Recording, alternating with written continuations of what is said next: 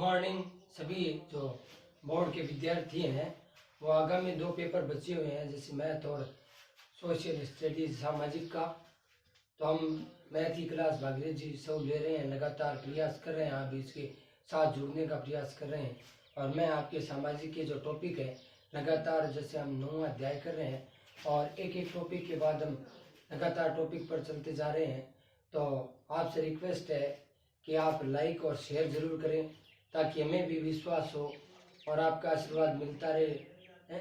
आप सभी लाइक और शेयर करेंगे तो हम और बेहतर करने का प्रयास करेंगे। अब हम आज बात करेंगे, वो जो टॉपिक है अपना वो है भारतीय कृषि के ऋतुओं के आधार पर प्रकार। यानी हमने कृषि के प्रकार किए, उसके बाद में हरित क्रांति के कुछ क्वेश्चन किए और ये भारतीय जो कृषि की समस्या थी वो भी देखा हमने। आज बात करते हैं भारतीय कृषि के ऋतुओं के आधार पर प्रकार। तो भारतीय कृषि को ऋतुओं के आधार पर 3 प्रकारों में, कितने 3 प्रकारों में बांटे हैं, इसको ध्यान में रखना है। छोटा क्वेश्चन 1 नंबर का पूछ सकते हैं कि भारतीय कृषि को ऋतुओं के आधार पर कितने प्रकारों में बांटा गया है, तो आपको ध्यान में रखना है इसके 3 प्रकार है। वो 3 प्रकार कौन से हैं तो देखिए, वो 3 प्रकार कौन से हैं वो प्रकार देखते हैं। पहला है खरीफ की फसल, खरीफ फसल। उसके बाद में है 2 नंबर रबी की फसल और उसके बाद में देखते हैं 3 नंबर, तो वो है जायद फसल। अब इनको क्या कहते हैं, कौन सी ग्रीष्मकालीन है और कौन सी शीतकालीन है। तो देखिए खरीफ की फसल है, ये ग्रीष्मकालीन या मानसून काल कह सकते हैं, मानसून काल की फसल है। रबी की फसल को कहते हैं शीतकालीन फसल और इसको कहते हैं बसंत कालीन। एक बार दोबारा देखिए, 3 प्रकार बांटे गए हैं, वो तीनों प्रकार हैं। खरीफ की फसल है उसको ग्रीष्मकालीन, रबी की फसल है ये शीत ऋतु में बोई जाती है शीतकालीन, और जायद की फसल है तीसरी फसल है वो बसंतकालीन। अब देखते हैं तीनों जो फसलें कब बोई जाती है और कब काटी जाती है और कौन कौन सी मुख्य फसल है। तो ये 1 या 2 नंबर में आपका बड़ा क्वेश्चन भी 2 नंबर का भी पूछ सकते हैं कि खरीफ और रबी की फसल में अंतर स्पष्ट कीजिए, या कब बोई जाती है कब काटी जाती है ये भी बताइए। तो देखिए खरीफ की फसल, सबसे पहले हम पॉइंट लेंगे खरीफ की फसल। तो ध्यान दें, बोर्ड के जितने भी विद्यार्थी हैं वो ज्यादा से ज्यादा इस वीडियो को देखें। जो भी प्रश्न आपके जहन में उठते हैं वो हमें जरूर वापस भेजें, हम और बेहतर करने का प्रयास करेंगे। तब देखिए खरीफ की फसल,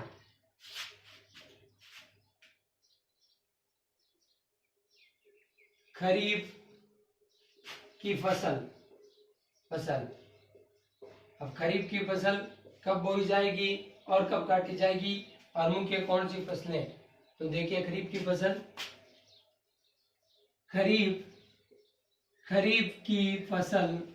खरीफ की फसल जून जुलाई में बोई जाती है और अक्टूबर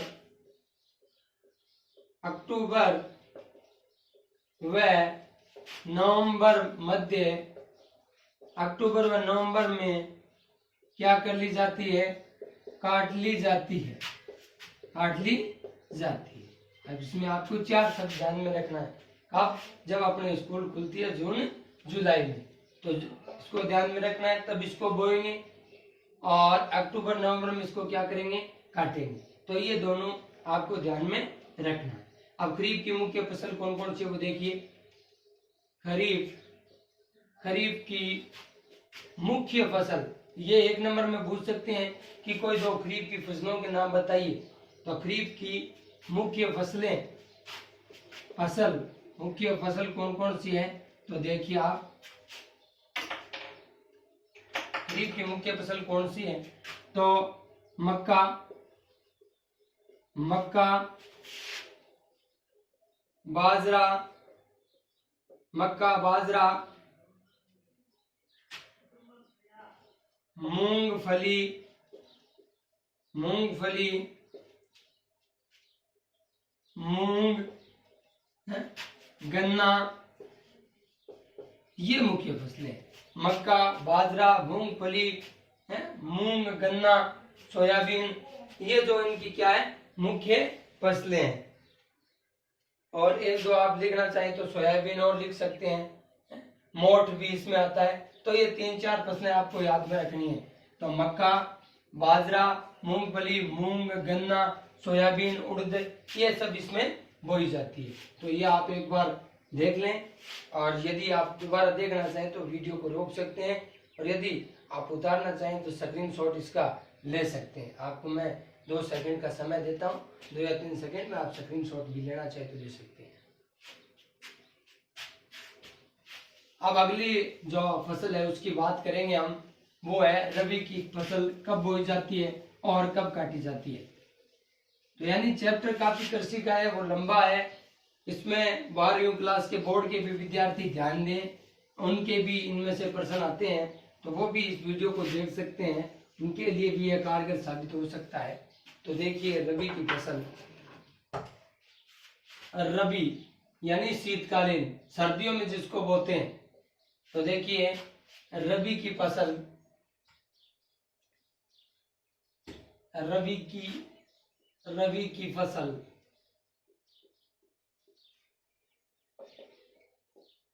अब देखिए इसमें रबी की फसल, रबी की फसल, रबी की फसल अक्टूबर व नवंबर। अब उसको काटेंगे तो उसको बाएंगे, जिसको काटेंगे उसके बाद में तो रबी की बाएंगे। तो अक्टूबर नवंबर में बोई जाती है, अक्टूबर नवंबर में क्या की जाती है, बोई जाती है। और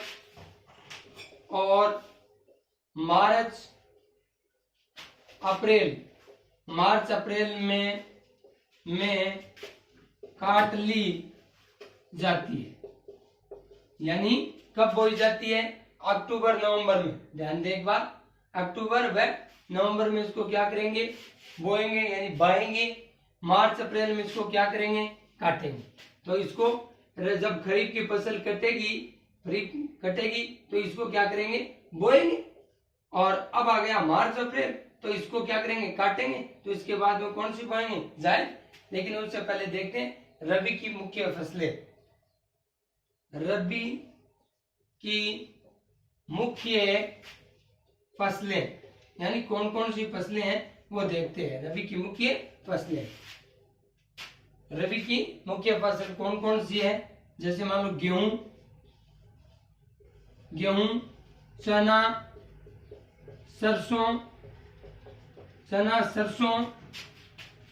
जौ, जीरा, अफीम और तिलहन। और इसमें तिलहन और इससे ब्लॉक भी आता है। तो इसको ध्यान में रखना है। अपने को 2 या 3 फसलें ध्यान में रखनी है, क्योंकि 1 या 2 नंबर का जब छोटा क्वेश्चन आता है तो उसमें से खरीफ की 2 फसलें पूछे तो आप गेहूं, चना, सरसों, जौ, जीरा, अफीम, तिलहन ये बता सकते हैं। अब बात करते हैं जायद की, इसमें ये सब ग्लोब भी आता है, ये सब गोल। अब बात करते हैं जायद की फसल। तो जायद की फसलें कब बोई जाती है और कब काटी जाती है, और मुख्य उसमें क्या क्या बोया जाता है ये भी देखते हैं। तो देखिए जायद की फसल, अब उस रबी को काटेंगे तब जायद को बोएंगे। इसको कब बोया जाता है, मार्च अप्रैल। बोर्ड जो 10वीं क्लास की बोर्ड की किताब है उसमें फरवरी मार्च दे रखा है, कोई दिक्कत नहीं है। मार्च अप्रैल में बोई जाती है। मार्च अप्रैल में क्या की जाती है, बोई जाती है, बोई जाती है। मार्च अप्रैल में क्या की जाती है, बोई जाती है। कब बोते हैं, मार्च अप्रैल में इसको बोते हैं। और जून जुलाई, जून जुलाई में क्या कर ली जाती है, काट ली जाती है, काट ली जाती है। कब बोई जाती है, मार्च अप्रैल में इसको बोएंगे, जून जुलाई में इसको क्या कर लेंगे, काट लेंगे। अब इसमें क्या क्या बोया जाता है जायद की फसल में, तो वो देखिए, जायद की फसल यानी क्या क्या बोया जाता है, जायद की मुख्य फसल, जैसे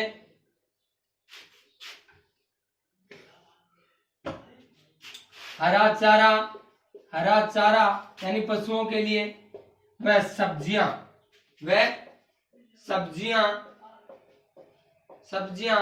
एवं तरबूज,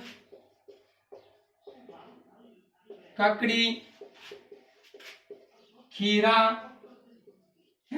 आदि। तरबूज है, ककड़ी है, खीरा है, ये इसको क्या करेंगे, बोएंगे।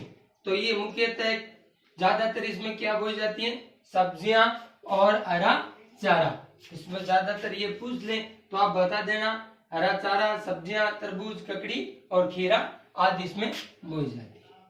तो ये आपका जो प्रकार था ऋतुओं के आधार पर, वो हमने देखा 3 प्रकार, रबी, खरीफ और जायद है। ये देखा शीतकालीन, मानसूनकालीन या ग्रीष्मकालीन और बसंतकालीन तीनों फसलें कौन कौन सी इसमें मुख्य फसलें कब बोई जाती है और कब काटी जाती है।